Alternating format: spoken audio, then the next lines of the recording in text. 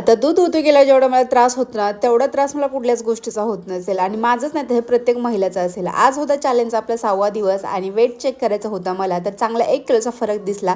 नंतर उठले, जी रुटीन होती आपली डेलीची ती फॉलो केली. गरम पाणी घेतलं, एक्सरसाइज केली, नंतर ब्लॅक कॉफी घेतली, निवांत बसून कॉफी पिले, नंतर फ्रेश झाले आणि काल अभिचे हेअर कट केले. पण मॅडम बोलले असे हेअर कट नाही करायचे, अजून बारीक कर. म्हटलं ठीक आहे, आता उद्या करून घेऊ. मग सगळ्यांसाठी चाय टाकली. आता केस धुतले होते म्हणून म्हटलं चला थोडीशी मी पण घेते. लागले स्वयंपाकाला. अशी कंजूशी तुम्ही करताय का? तर मी तर नेहमीच करते, मला नक्की सांगा. मग स्वयंपाक बनवून घेतला, मुलाचा टिफिन बनवून घेतला, त्यांचं आवरलं, त्यांना शाळेत पाठवल्यानंतर एक छोटंसं पार्सल आलं, ते उघडून पाहिलं. खूप छान होतं आणि ते लगेच भिंतीवर असं लावून घेतलं. नंतर मी नाश्ता केला. नाश्त्यामध्ये अंडेच घेतले होते. मग घरातलं फ्रीज वगैरे साफ केलं होतं. घरातली सगळी कामं उरकली. तोपर्यंत जेवणाचा टाईम झाला आणि मग जेवण वगैरे झाल्यानंतर मस्त एक झोप मारली. झोपेतून उठले, मस्त फ्रेश झाले, सगळ्यांसाठी चाय बनवली, सगळ्यांना चहा दिली. मग लागले स्वयंपाकाला. स्वयंपाकामध्ये पिठलं भाकरी बनवली, आहुने भेळ बनवली होती. म्हटलं चला थोडीशी मी पण खाते.